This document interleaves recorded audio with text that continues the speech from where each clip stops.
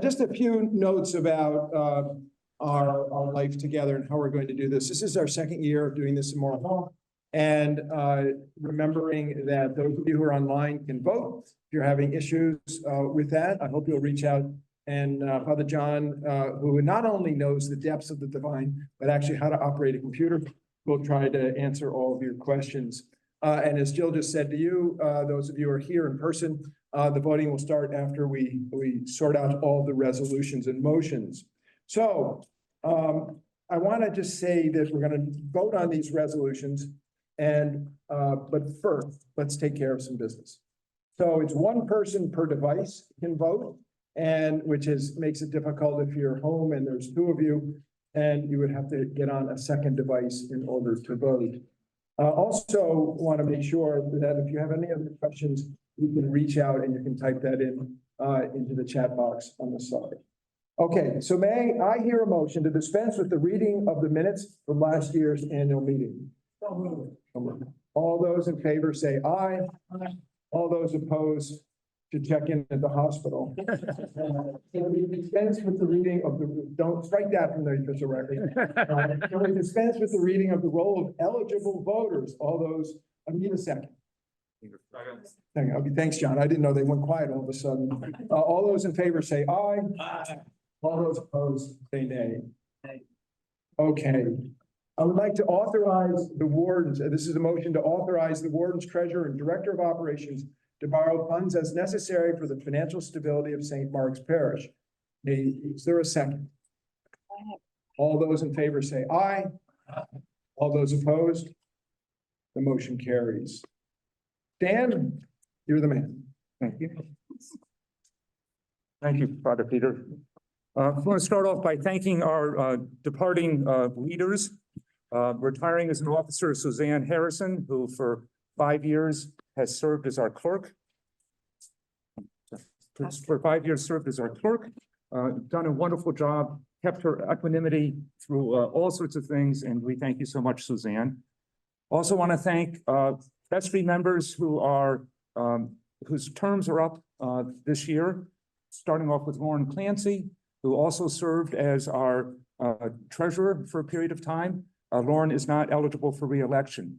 The other three vestry members whose terms are up this year are eligible for re-election: Rabina Lewis, Amanda Sutton, and Bill Wicker. They all served partial terms, so they're eligible to run for a full term. Also want to thank those on the nominating committee who put together the great slate that we have. Retiring this year are Joe Ernst, who has been this year's chair and done a wonderful job. Thank you, Joe. Maureen Mayer, who was last year's chair. Thank you, Maureen, for that. And Bill Post.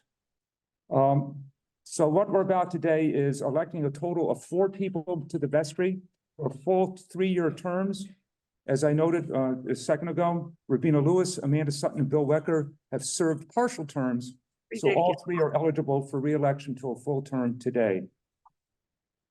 Please vote for a maximum of the numbers specified: 4 for vestry and 3 for nominating committee. Ballots with more than the number of votes are disqualified. You must select at least one candidate in each of your 4 questions in order to submit your ballot. Keep scrolling until you have voted on all 4 questions. This is for those who are Zooming, and then click on the submit button at the bottom. Again, I'll say that again. You must select at least one candidate in each of the 4 questions in order to submit your ballot. Keep scrolling until you have voted on all 4 questions and can click the submit button at the bottom. Again, thank you for all those who are standing for election today. You have served this community well by running for office, whether or not you're elected. With that, I'll turn it over to Joe Ernst, who is our chair. Hello. Can we stand over here so that camera can see you? Everyone can see your beautiful face. Thank you. Hello, thank you all for coming. My committee members, Jack Donahue, Bill Post, Brian Hetherington, Emily Morgan, and Maureen Mayer. And I wanted a slate that represents various life stages and situations in the congregation. We thank those who have accepted running and those who felt this was not the right time for them. Our bylaws require that we have a contested election. It is not to lose at anything. That many people who have lost an election have stood again and won, or done something else in the equally important. There's plenty of work for everyone. So thank you all for participating. Back to me.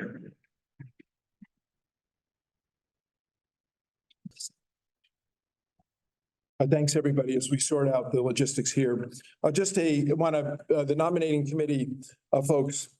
First of all, nominating for the executive committee, Stan Torrey as senior warden, Janet Prill as junior warden, treasurer Tim Dan, and clerk Libet Field.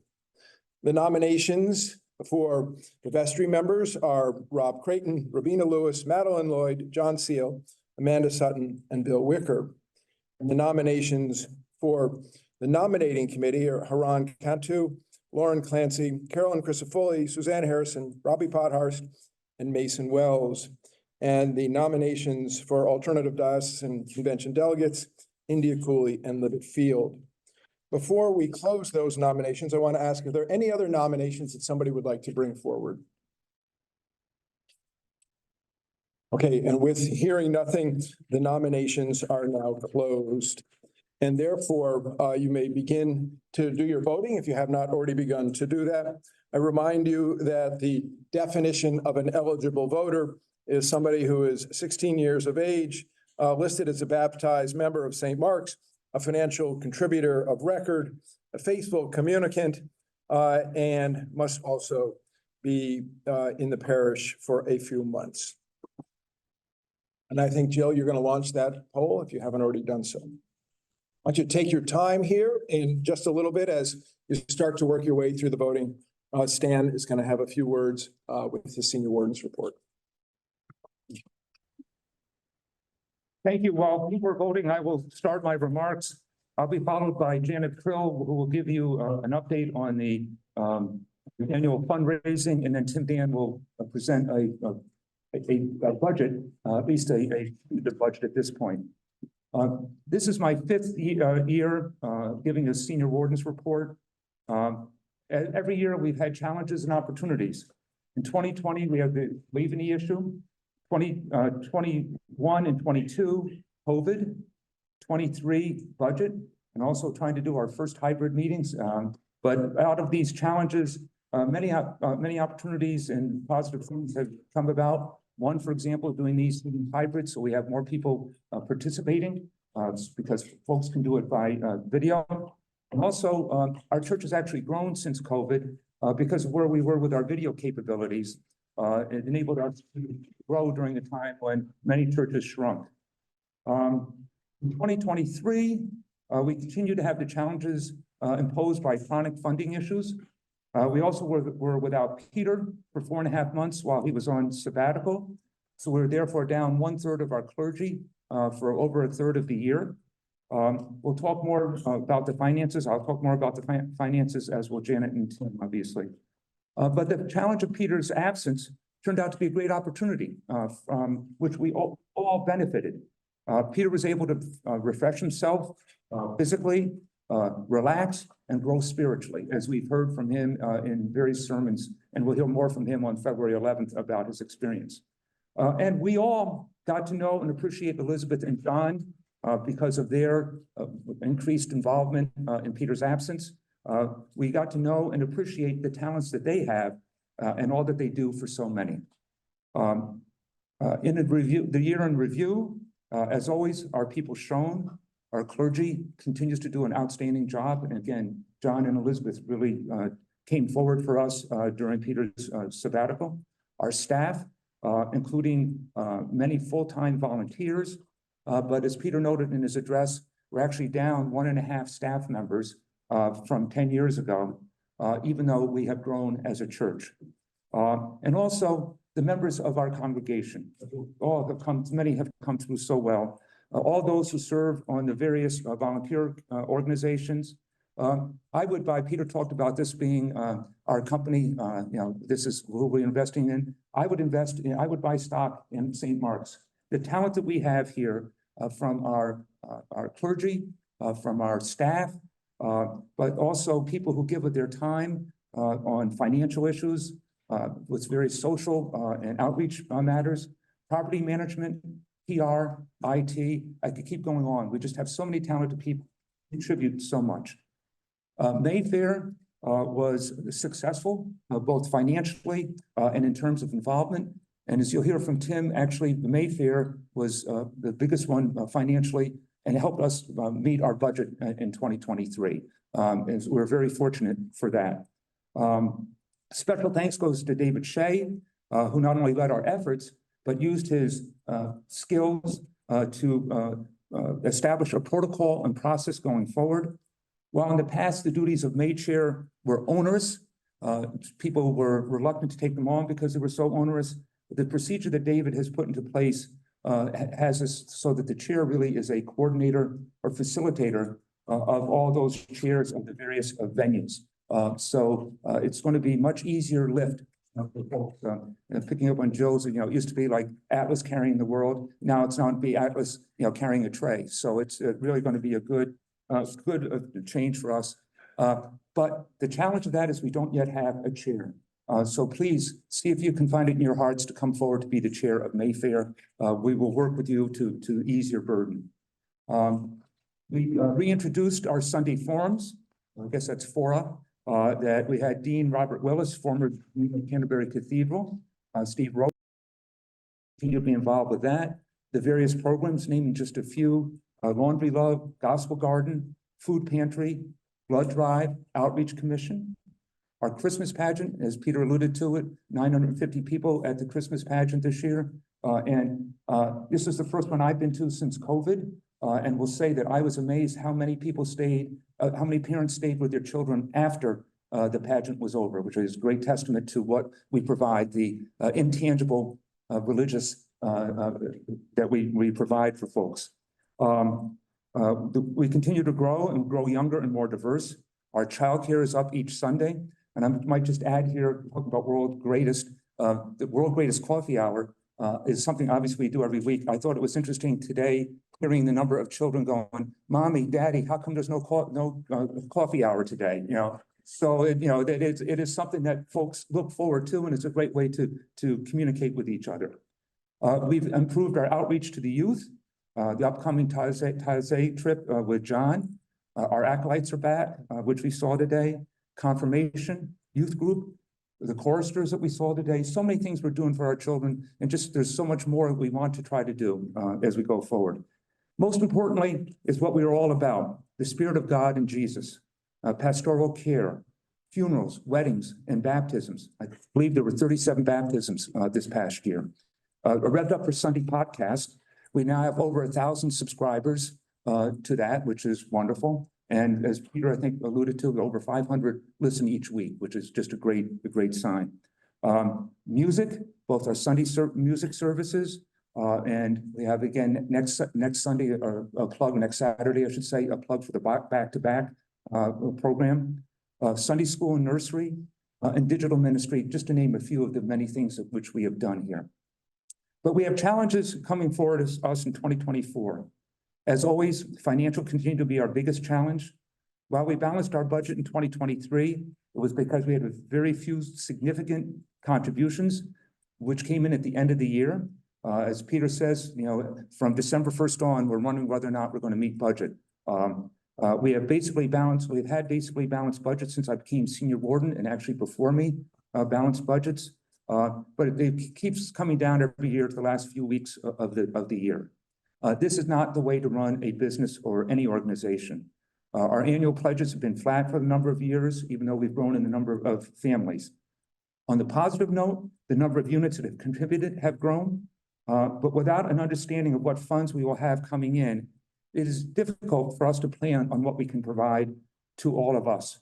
And the time spent by the clergy raising funds to balance the budget keeps them away from the other ministries. And that by itself is the reason we should make sure we have more money coming in and having a balanced budget so that they can tend to what they do best, which is provide the pastoral care and what they do for so many people here. We've been very frugal in what we've done financially. We actually spent less in 2023 than we did in 2022, despite inflation. Again, a wonderful job by Joe and her team. But we had to cut programs such as the Christmas wreath program, which we had. Janet will discuss more fully our 2024 annual campaign, and Tim, our 2024 budget. But spoiler alert, we have a projected deficit. In conclusion, I'm sorry to keep coming back to you on finances. You know, it's the same old song. You know, we did a couple of years ago finish our Inspired by Love campaign. That is something that will ultimately help us balance budgets. But the way that the money comes in from the endowment, the percentage we take lags by a number of years. And also we have not fully funded what has been committed. So it's going to be a couple of years before that kicks in for us. So I'm back to you this year. Keep preaching to the choir. I know everyone here and everyone on the Zoom are believers in help. But if you haven't yet, please do reach out to us. I'm so proud to be your senior warden. But to enable our clergy and staff to continue to provide what they do for so many, we need the financial resources to do so.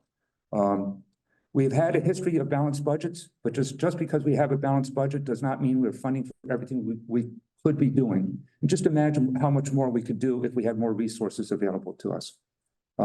So in short, we need everybody in the community to participate financially, however the Spirit moves you, pledges, gifts, and by your time, and with the various ministries, usher, chalice minister, altar guild, meals for those in need, gospel garden.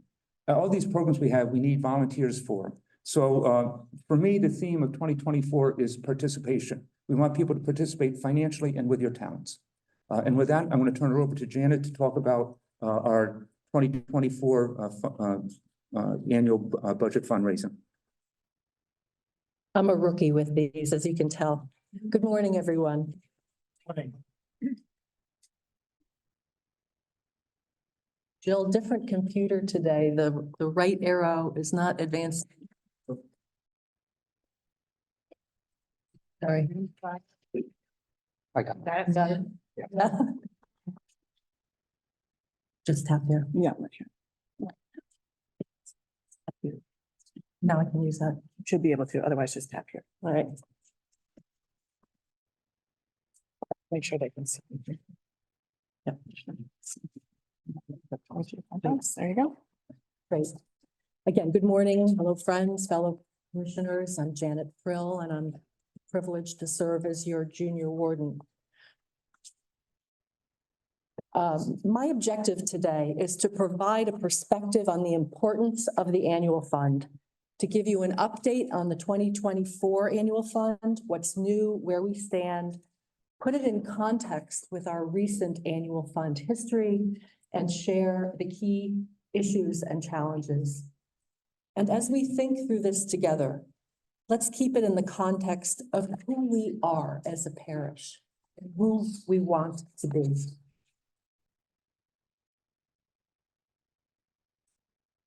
First, I'd like to recognize Nancy Walton, who as a parishioner joined the St. Mark's staff last July as Director of Stewardship and Development.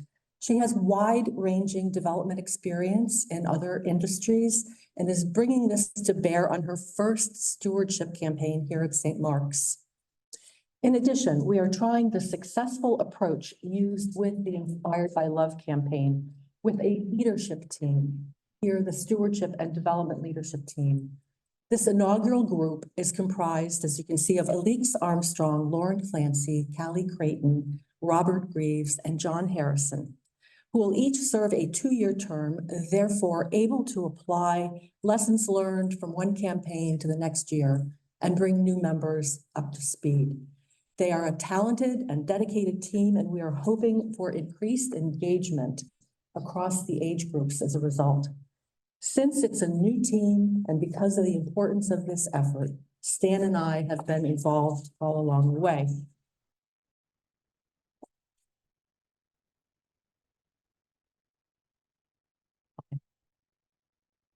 The leadership team helped shape the message for the 2024 annual fund campaign, the focus of which was to increase participation across all age segments.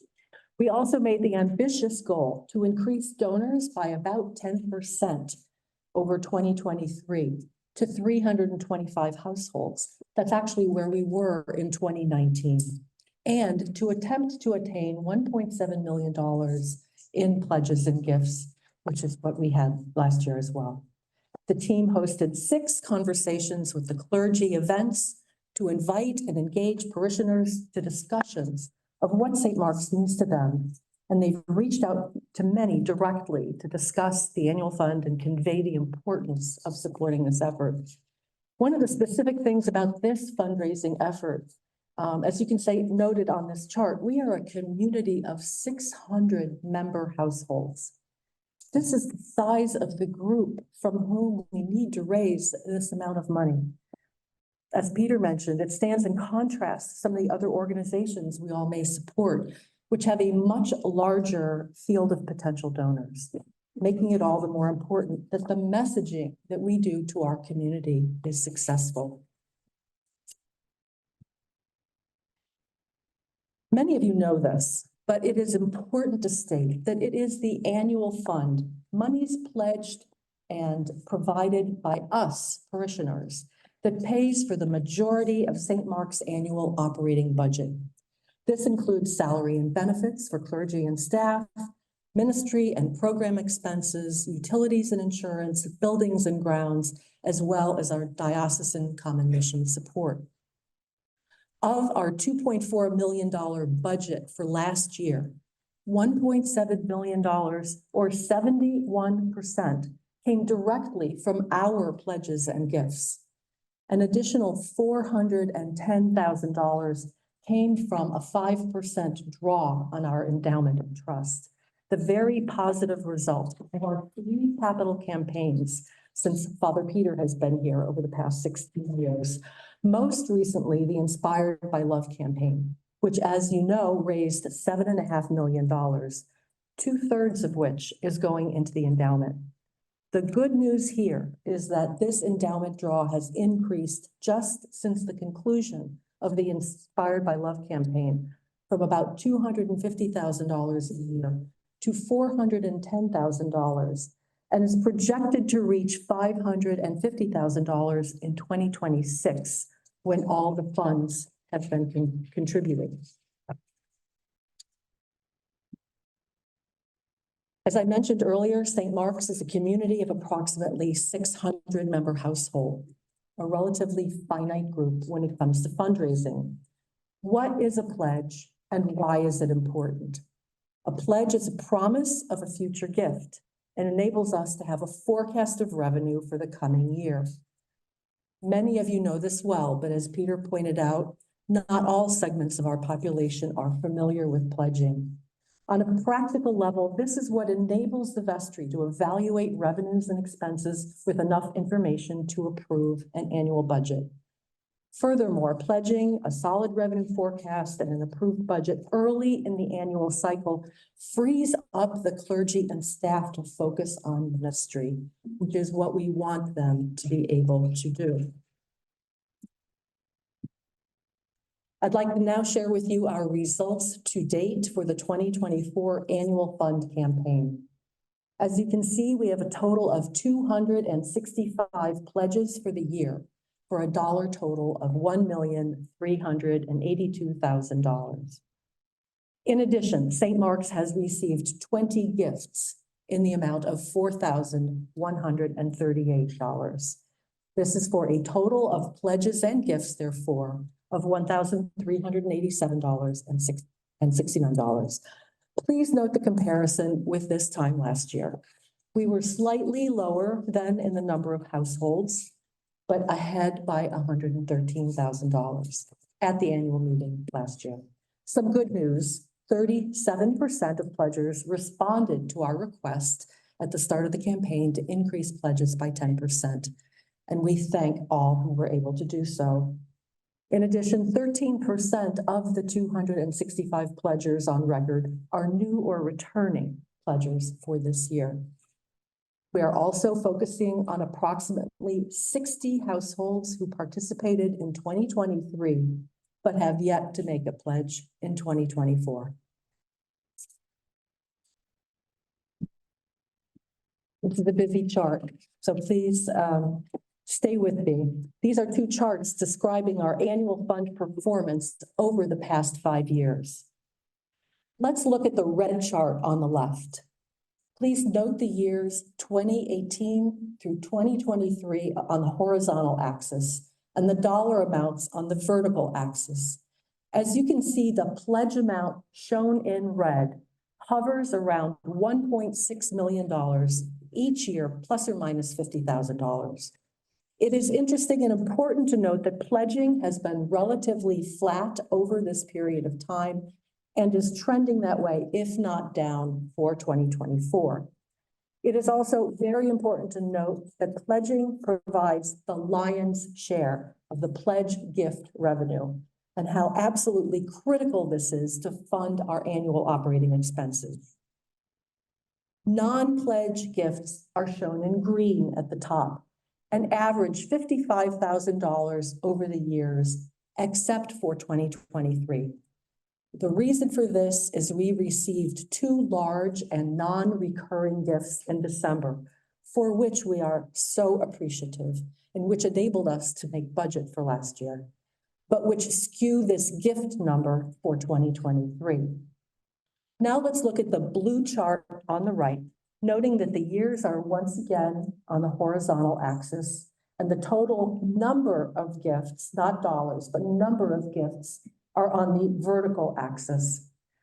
The blue bars tell us, apart from a slight dip during the pandemic, pledges and gifts have been relatively flat over this period. The lines tell a more specific story. The green line shows that gifts are ticking up, and the red line shows that pledging in the parish is flat to somewhat decreasing. As noted earlier, since pledging provides the large majority of the funding, this is a worrying trend. Every single pledge of every size is important to St. Mark's. As you can see from this chart, there is a broad range of giving from our member households, from $50 to $65,000. Most gifts fall in the $500 to $7,500 range, with a median pledge of $2,650 and an average pledge of $5,300. I will also note that we are fortunate to have approximately 10 households who give in the $25,000 to $65,000 range. In addition to funding our annual budget, our goal is to increase participation across the spectrum of households in the funding of the parish. Now let's highlight the key takeaways of this analysis, starting with the good news. We are trying to make the most of the cross currents of giving and find effective ways of engaging with all the segments of our parishioner population. St. Mark's is fortunate to be among the churches who are growing with new members. Ministries are flourishing, led by dedicated lay leaders. St. Mark's is blessed to have 3 outstanding clergy, a vibrant music program led by an internationally acclaimed director of music ministry, and a very professional, hardworking, and lean staff. We are also blessed to have many generous donors across the spectrum, some of whom have been exceedingly generous above and beyond their pledges and have helped St. Mark's make ends meet over the past few years. We are seeing very tangible benefits of the Inspired by Love Capital and Endowment campaign and the prior campaigns, with the endowment draw amounts now up over $400,000 applied to the annual operating budget. The overall number of pledges and gifts is increasing somewhat also, which is a favorable trend. However, as Father Peter indicated earlier in his address, this is a glass half full, glass half empty scenario. The challenges are real. Pledging is down, and our gift and pledge revenues are historically flat at approximately $1.6 million plus or minus $50,000 over the past 5 years. We recognize with this data that we are a chronically underfunded organization. To highlight that, our current pledge total of 265 is well below our target of 325, even though with the gift amount it is higher. The amount of these pledges and gifts at $1,387,000 puts us about $300,000 under the $1.7 million target that we set for ourselves this year and we achieved last year. As a result, the vestry has proposed a budget based on annual fund revenues of $1.6 million to help mitigate this projected large shortfall. I don't think this is the direction as a parish that we want to be going. With new younger members, it's not uncommon to see lower revenues due to their stage in life. Additionally, we are starting to learn about a generational shift in giving affecting churches and other nonprofits across the country. This shift happening with younger generations includes less loyalty towards institutions and more interest in specific causes. In general, the concept of pledging is also less well understood, with many younger donors tending towards gifts. We are just beginning to evaluate how this may be affecting St. Mark's now and for the future. Let me be clear, we love gifts and we are grateful for them. However, in reviewing the annual fund for St. Mark's, the numbers tell us that at this time, pledges are critical to the financial vitality of this organization. Furthermore, pledges enable the vestry to predict revenues and plan for a responsible budget. It is becoming increasingly clear that educating all segments of the parish of the importance of pledging is critical to our ability to thrive. We also recognize that our dependence on generous large donors presents an element of risk and unpredictability. Their support is greatly appreciated and has been vital. However, counting on late year gifts to balance the budget is not a good long-term business strategy. Additionally, I'd like to note that we sometimes struggle with how to best communicate, to get the message across, to resonate, to feel that like we are connecting with the groups with whom we are hoping to engage. So I wish to convey this message clearly. Pledging is critical to St. Mark's continued success. To conclude, I would like to extend a most heartfelt thank you to all who have pledged or made a gift to St. Mark's for 2024. To those of you who have not yet done so, please hear us when we say that your participation really matters. We need you. Thank you. And before I turn off my mic, let me introduce Tim Dad, our treasurer. There's probably going to be a couple of technical difficulties, one of which is there is a pointer. Excellent. Thank you, Janet, for that incredible analysis. That was amazing. And I think you'd make a terrific treasurer. Just saying. Okay, so I apologize in advance for what I'm about to put you through. I did it last year and I probably apologize then too. And that is a bunch of slides with a bunch of numbers on them. My aim, of course, is to attempt to help us all understand the current financial condition of St. Mark's Church. All of this will be posted on the website and I'm available at your convenience at coffee hour today or any subsequent Sunday or via email, of course, if you have any questions. So I'm curious, so indulge me for just a moment. Show of hands, for whom among you is this your first annual meeting? Interesting.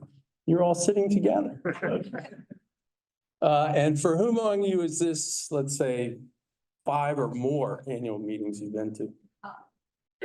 Okay, so there's the choir that we're preaching to. Both Father Peter and Stan and Janet have done a great job in messaging some of the things I wanted to point out today. So what's our agenda?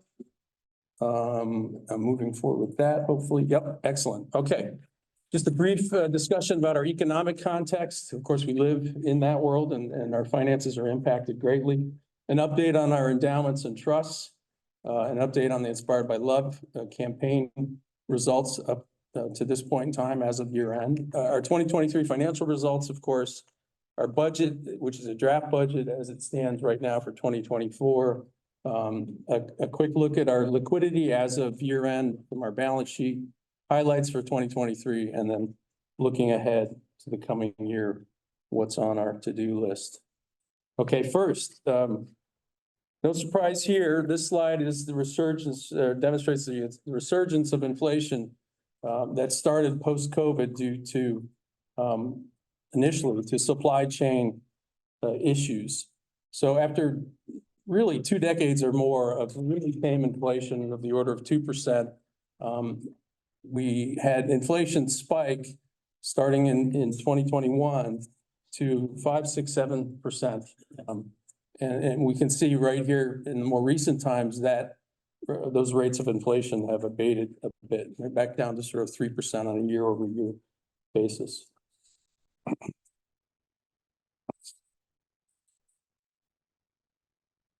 Okay, so what has been the Fed's response to that and the impact on interest rates, which is an important part of our investment portfolios? As a result of that inflation, the Fed initiated a series of rate increases starting in 2022. And we can see here in blue, the Fed funds target rate, you can see started to increase very rapidly, starting in mid-2022 and reached a level of just over 5.25%. In the middle point of 2023. Inflation was bad news, of course, for consumers, all of us, and it was bad news for St. Mark's as costs rose. But the flip side of the coin was that interest rates rising made the relatively low risk asset class of fixed income investments a relatively reasonable rate of return. As a matter of fact, our interest income for 2023 alone was over $30,000 just in our operating bank accounts. So that was well above budget and greatly needed and received. In recent months, as inflation has eased, investors are believing that the rate increases have come to an end and that the Fed's next move will be toward lower rates. So in pink, we've got the yield on the 10-year the 10-year treasury. I'm having problems with the mouse, but you can see more recently that rate of return has come down. Okay, so how did all this impact the most significant asset class among our long-term investments? So here's a proxy, a look at the S&P 500 stock index. On this chart, we see that the index is plotted on a logarithmic scale. So the slope of a straight line represents a rate of increase, or if you will, a rate of return. I've drawn a line in here that you can see that has a 7% slope. Why 7%? Nothing particular special about that, but that rate of price increase in the S&P 500 index over time, plus say a 2 or 3% annual dividend rate, adds up to a reasonable proxy for a long-term rate of return on U.S. equities of 9 to 10% per year. So we could see various epochs on the chart over the last several decades. The dot-com bubble, as indicated on the chart, the credit crisis of 2008, the sell-off caused by the COVID crisis, followed by in the extended rallies, the Fed dropped short-term interest rates back down to essentially zero.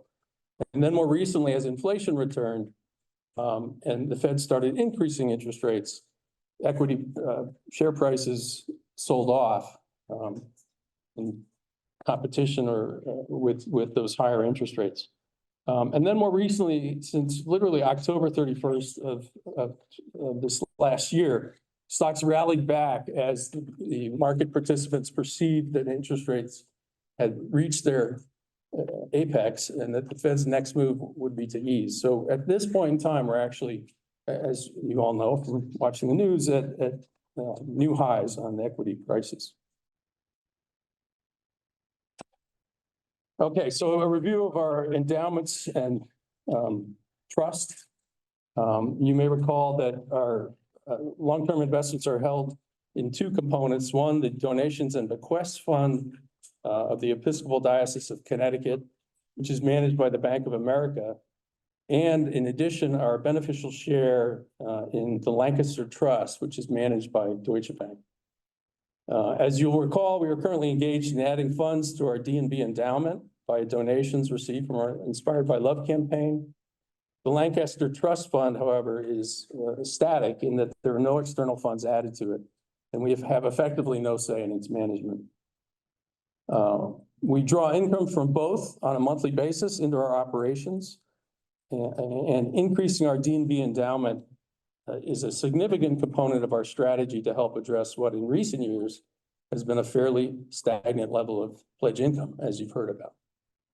At the end of 2023, our D&B endowment was at $8.2 million, as you can see on the bar chart. In the Lancaster Trust, an additional $1.7 million.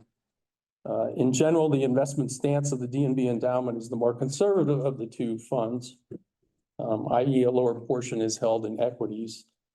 But overall, as you can see from the pie chart, the two portfolios in aggregate are roughly 69% held in equities at the end of the year, 20% in fixed income. So a bunch of numbers on this slide, but let's, I think, really focus on the colored box to the right, which is really, which is the sum of the two, Lancaster Trust and donations and bequests. And all this is just a review of the flows in those two funds. So we started the year at $8 million. We added just over $1 million, which were monies received from the Inspired by Love campaign that were destined or designated to go to the endowment. We withdrew in our draw, as we spoke to earlier, as was said to you, $411,000, and the balance was income and realized or unrealized gain of $1.3 million, ending the year at that $9.9 million that we talked about on the earlier slide for the total of the two investment sources. Here's an update on this slide of the Inspired by Love campaign to date.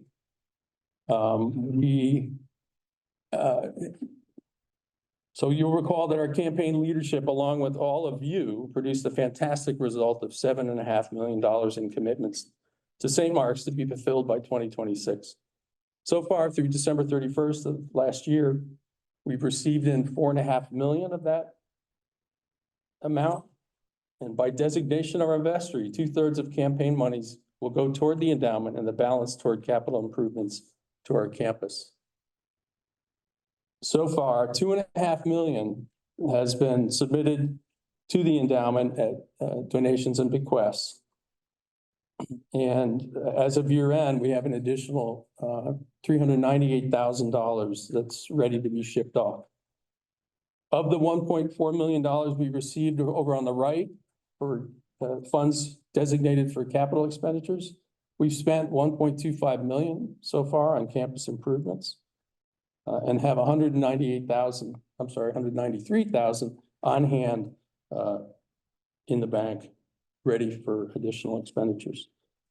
So of the $3 million outstanding that has been pledged to the campaign, of course, 2/3 of that, or $2 million, will end up in the donations and bequest endowment, and an additional $1 million will go toward additional CapEx. Okay, so here's an update on a slide I shared with you last year, a revised estimate of how we project our endowment and trust draw will grow in the next couple of years. There are some mechanics here, so I apologize if this is a bit obtuse.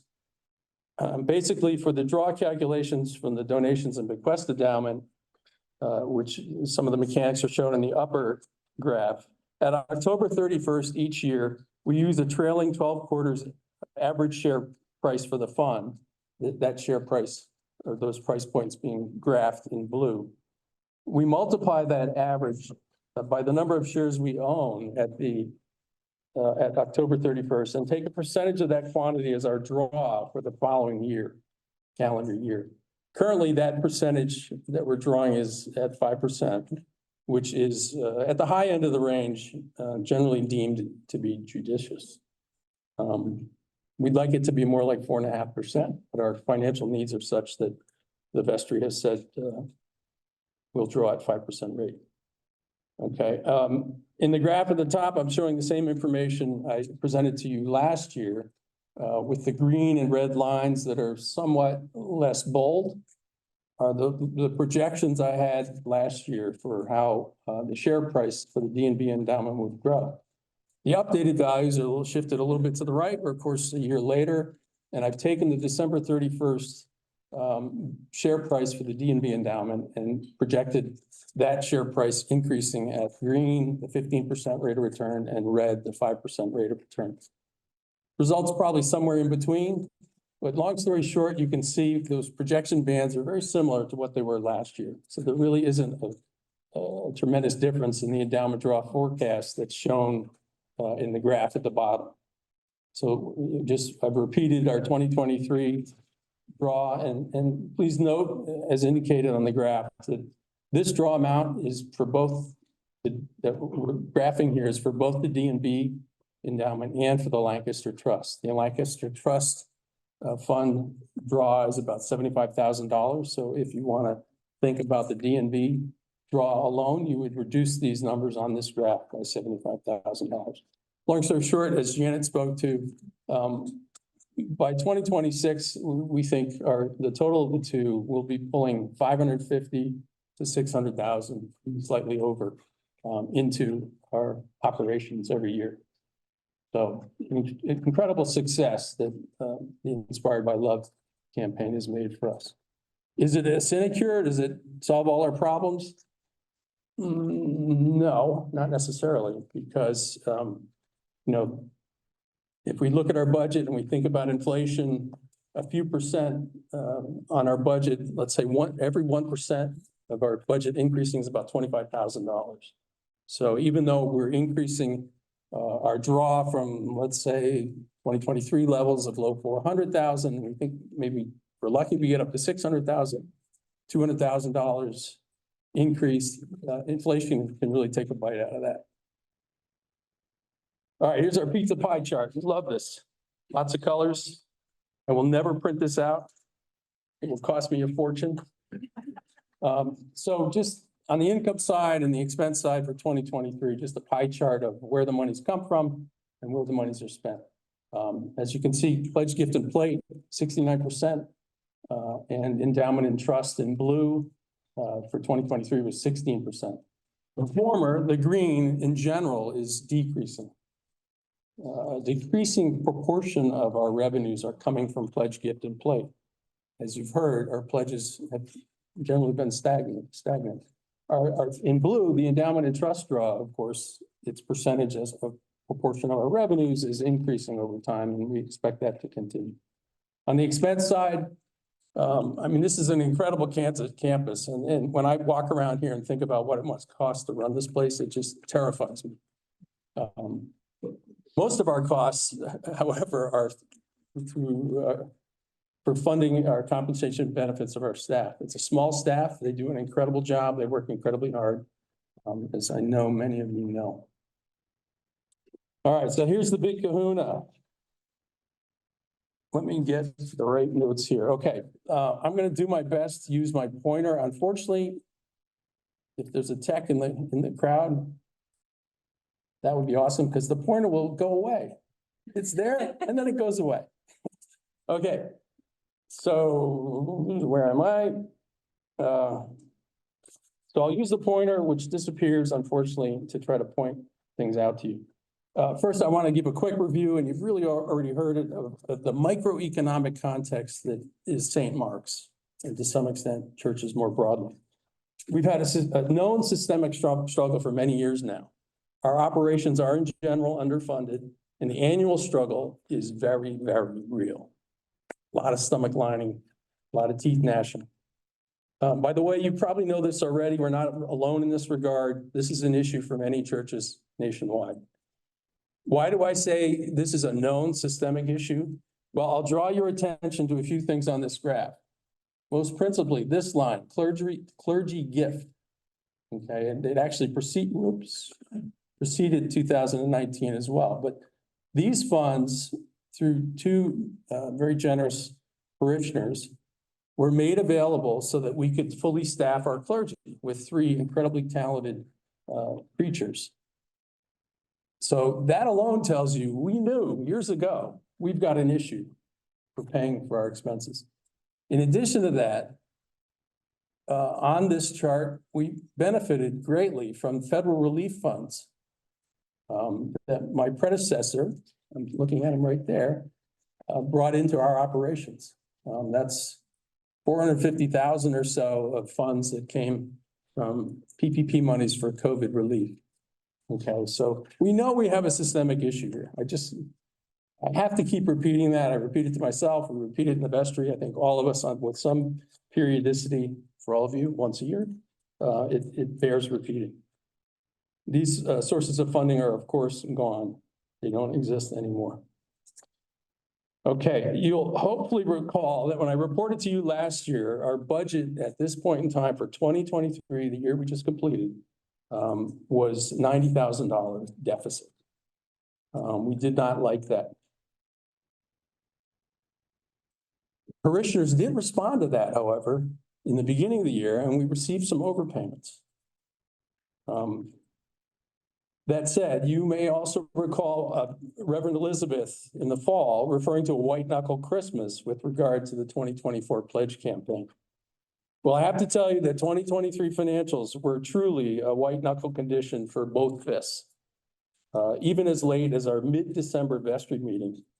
Okay, so mid-December, vestry meets, I believe it was the 19th, slightly beyond mid-December. And at that time we were forecasting, and I reported to them that our 2023 deficit would be even worse than the budgeted $90,000. We thought it would be more like $100,000 at that point. Terrible. It wasn't until the last 2 weeks of the year when we were saved by a miraculous gift, you've heard about it, of $75,000 from the Barbara Benton Davis Fund and some generous pledge overpayments from some of our parishioners. So I'm elated to report to you with my disappearing cursor, there it is, that the 2023 bottom line down here appropriately at the bottom is a balanced budget, small surplus. Percentage-wise, flat. It's incredible.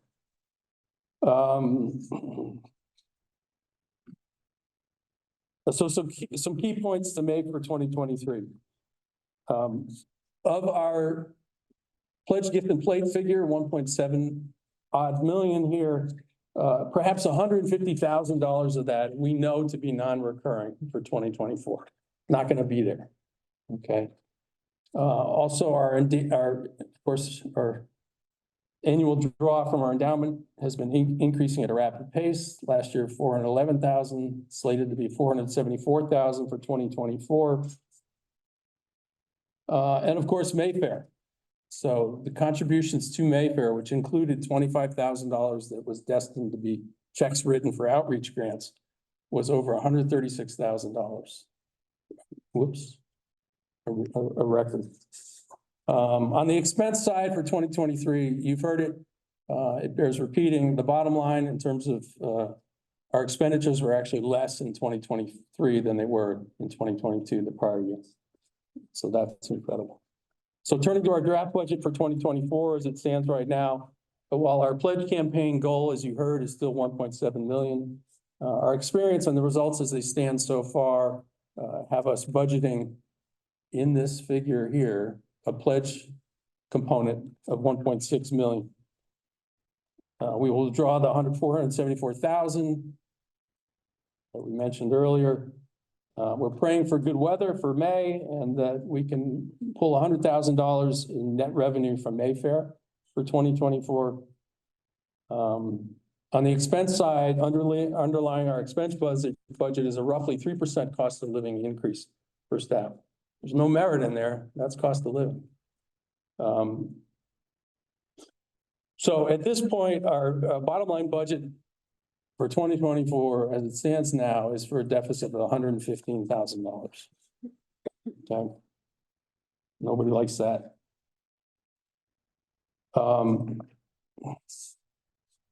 And I would also point out for our budget, the budget figure for all other expenses of $881,000. If you scan across the preceding numbers, is actually the lowest number from 2019 through 2023.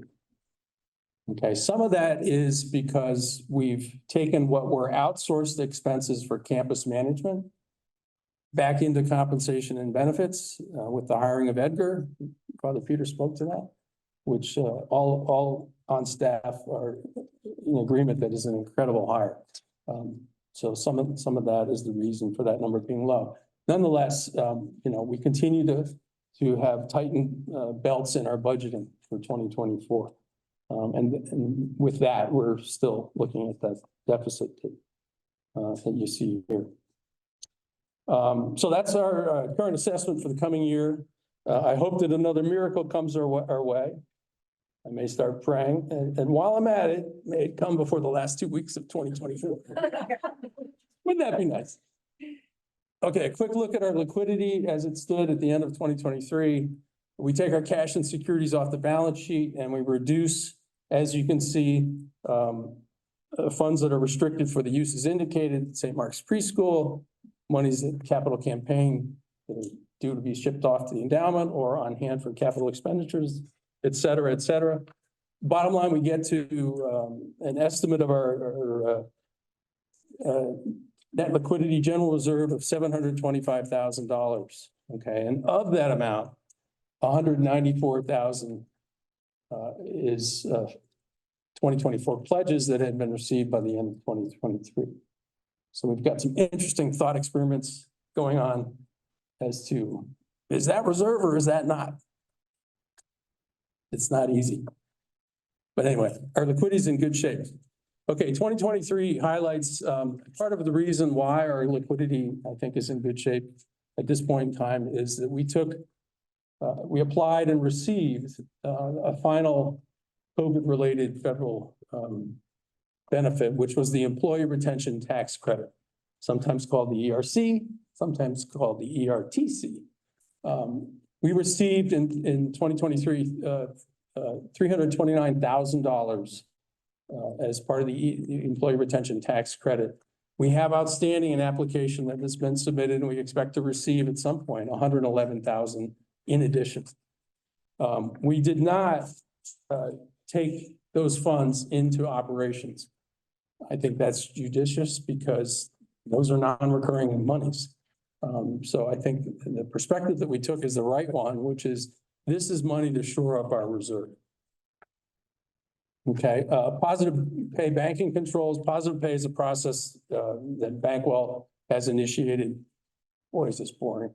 For bill payment, we pay bills largely through checks. We run risk of fraud. We've had some near incidents in that regard with checks that get lost in the mail. Positive pay is a process to help reduce the risk of that, where there's like a call and response between the check being cut, the bank receiving that information, and then call and response from us that, yes, that's valid information. Short-term cash investing, we spoke to that. Capital projects, I'm not the expert to speak to that, but our magna cum laude or summa cum laude general contractor and director of operations spearheaded the capital projects that we've spoken to before, and you can see here. So looking ahead, we don't have an assistant treasurer. It's prudent for succession planning to have an assistant treasurer. So if you see anybody who looks like an assistant treasurer, apart from Janet, she's spoken for, let me know. Finance and investment endowment committees. I mean, we're always rotating folks off those committees. We're always looking for talented individuals to replace the talented individuals that roll off. Electronic bill payment, we'd like to reduce use of check writing. Not sure Venmo's the way to go. And of course, we're always looking to improve our reporting process. So it's an incredible honor and pleasure to serve as your representative as treasurer. And the people of St. Mark's, no surprise, are incredible. The clergy, the staff, all of you, some of whom are listed here. I recommend the experience to anyone, and I know most of you are the choir, know all about that more than I do. But Janet and Stan's theme of participation being in community and serving this community is deeply rewarding. So thank you, everybody. Please, no questions, because I can't answer. Okay, great. This should be less boring. Not that it was boring. I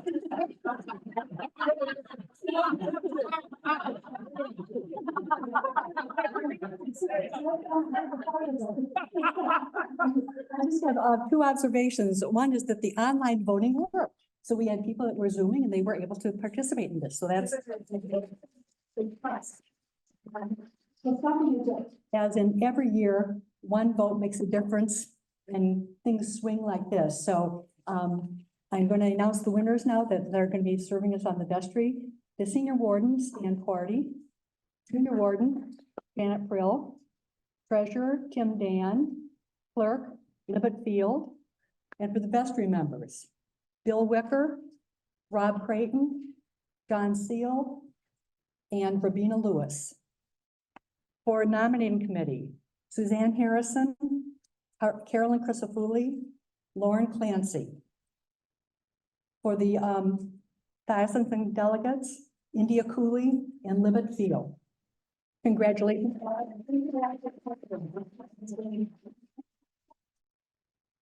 Thanks, Joe. And the super grateful thanks to those who ran, put their names and their beings forward and were not called. Just gonna make sure I can be seen here. Oh, wow, I feel super famous. Hi, everybody. And finally, I wonder if we all might just take a deep breath, put our feet on the ground and remember that we're in the divine presence, and to say this: Lord, we give you thanks for drawing us together, for without you, we do not exist. We do not exist as people. We do not exist as a planet. We do not exist as a congregation. And we give you thanks for the magnetism of your spirit that draws us together. And we give thanks for the blessing that you are to us. And we give thanks for the holy energy that so many people bring to make this a community of love. And we ask that your blessing might fall upon all of us, upon the world that is in great need. In particular on this day, those who were not called to serve, if they had a heart set on it. We ask your blessings upon our parish and our people. And this we pray in the power of your spirit. Amen. Peace, to love and serve the Lord.